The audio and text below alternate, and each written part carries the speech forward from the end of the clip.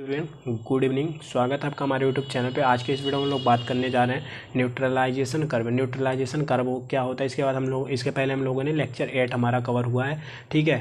तो जो हमारा लेक्चर 8 कवर हुआ है उसमें हम लोगों ने बात किया हुआ है क्यूनोनाइट थ्योरी के बारे में, ठीक है। तो अभी इस वीडियो में हम लोग बात करने जा रहे हैं, ठीक है। इस वीडियो में हम लोग जब बात करने जा रहे हैं न्यूट्रलाइजेशन कर्व। न्यूट्रलाइजेशन कर्व क्या है, इसकी डिफिनीशन देखेंगे, टाइप्स देखेंगे, ठीक है। तो टाइप्स जो है उसके टाइप्स के बारे में भी देखेंगे और उसके ग्राफ के माध्यम से समझेंगे, ठीक है, सारा कुछ। तो यहाँ पे सबसे पहले हम बात करेंगे इसकी जो न्यूट्रलाइजेशन कर्व है उसकी डिफिनीशन क्या है। तो सबसे पहले अपनी कॉपी और पेन लेके बैठ जाओ और उसको नोट डाउन जरूर कर लो, ठीक है, क्योंकि एग्जाम टाइम में आपको बहुत ज़्यादा इंपॉर्टेंट होने वाला है। और एग्जाम टाइम में आपको एक ही बार मौका मिलता है कि एग्जाम टाइम में आप उसको रिवीजन करके जाओ, ठीक है। क्योंकि अगर रिवीजन करके जाओगे तो वहाँ पे आपको एग्जाम में ऐसे क्वेश्चंस आते हैं तो आप उसको ईजिली सॉल्व करके आ जाओगे, ठीक है। लेकिन हाँ, अगर एग्जाम टाइम में आप ये नहीं करके जाओगे, नहीं देखे रहोगे और अभी लेक्चर लिए हो, बाद में आपको दिक्कतें होंगी, क्योंकि उस टाइम पे आपको लेक्चर लेने के लिए टाइम नहीं होगा, क्योंकि इतना बड़ा सिलेबस होता है। तो वहाँ पे आपको, अगर आपके पास नोट डाउन है, आपके पास नोट्स है अपनी, तो उसको आप क्या करोगे, एक नज़र में आप उसको देख सकते हो और सारा कुछ समझ में आ जाएगा। बहुत ज़्यादा टफ नहीं है, बहुत ज़्यादा हार्ड नहीं है कि आप इसको समझ नहीं पाओगे, बहुत कुछ नहीं है, ठीक है।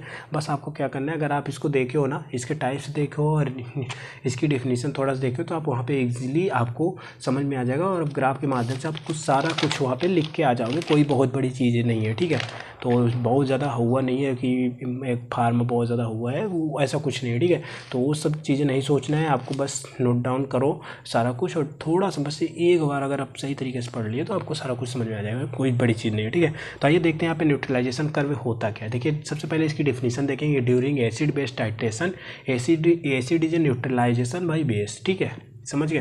तो देखिए यहाँ पे, now that time during titration the pH of acid is change when base is added in it, okay. So neutralization curve are those graph curve in which pH of plotted against of the volume of alkali base added during titration, okay. यहाँ पे क्या है, neutralization curve are those graph when in which pH are plotted against the volume of alkali base added during titration, okay। देखिए यहाँ पे in case when base of neutralization POH of plotted against of the volume of acid added in, देखिए यहाँ पे it is also known as titration curve, okay.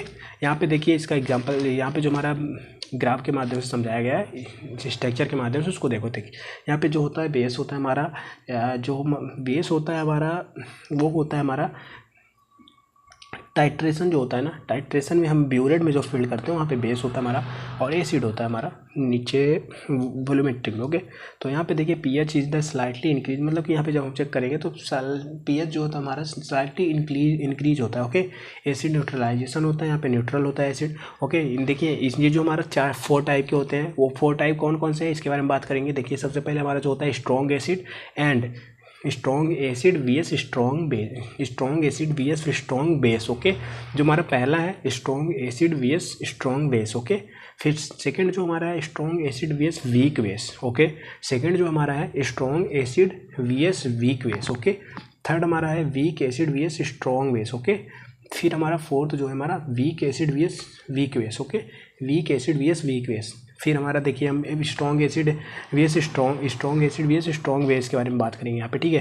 तो देखिए in this strong acid is neutralization by strong base, ठीक है। हमारा जो strong acid होता है न्यूट्रलाइज होके स्ट्रॉन्ग बेस बनता है, ठीक है। जैसे कि यहाँ पे एग्जाम्पल में हम लेंगे NaOH। NaOH क्या है, देखिए यहाँ पे NaOH जो हमारा होता है इक्विवेलेंस में क्या होता है, जो हमारा न्यूट्रल होता है 7 pH इसका जो होता है 7 पे हमारा न्यूट्रल होता है, ओके। न्यूट्रल होता है यहाँ पे स्ट्रॉन्ग, यहाँ पे देखिए स्ट्रॉन्ग एसिड भी स्ट्रॉन्ग बेस 0.1 मोलर का HCl बनाएंगे हम, ठीक है, HCl और 0.1 मोलर का NaOH अप्रॉक्स 30 ml फिल्ड करके उसको हम टाइट्रेट करेंगे, ठीक है। तो यहाँ पे हमारा कलर चेंज होगा जो, ठीक। फिर हम यहाँ पे बात करेंगे सेकंड जो हमारा है, ठीक है। तो यहाँ पे सेकंड हमारा है strong acid base weak base. अभी strong acid base weak base क्या है, देखिए in this strong acid is neutralization by weak base acid formed acidic salt, ठीक है। यहाँ पे formed acidic salt when equivalence point of the slightly less than 7, ठीक है। स्लाइटली लेस देन 7, यहाँ पे क्या होता है, लेस देन होता है, ठीक है, 7। जो हमारा इक्विवेलेंस पॉइंट जो होता है पीएच को लेस देन 7 होता है। ओके, तो यहाँ पे strong acid VS weak base एक एग्जांपल में देखिए 0.1 मोलर का हमें HCl बनाएंगे, VS 0.1 मोलर का हमें NH4OH बनाएंगे, ठीक है, अप्रोक्स 30 ml करके वही प्रोसीजर सेम जो हमारा फर्स्ट में है वही प्रोसीजर हम सेम इसमें भी करेंगे। ओके, फिर हमारा नेक्स्ट है वीक एसिड, थर्ड नंबर हमारा है weak acid VS strong base. अभी strong weak acid VS strong base होता क्या है इसके बारे में बात करेंगे हम लोग। सबसे पहले इसकी डेफिनेशन देखो, डेफिनेशन में क्या है कि इन this weak acid is neutralised bye strong base when formed basic salt, ठीक है, when formed basic salt those equivalence point of the slightly more than 7, जिसे example pH less than 7 due to presence of strong ठीक है strong base. Okay, तो यहाँ पे weak acid VS strong base CH3COH बनाएंगे हम 0.1 मोलर का CH3COH बनाएंगे और 0.1 मोलर का NaOH बनाएंगे, ठीक है, अप्रॉक्स 30 ml आप फिल्ड करके सेम प्रोसीजर करेंगे जो हमने ऊपर किया है, ठीक है।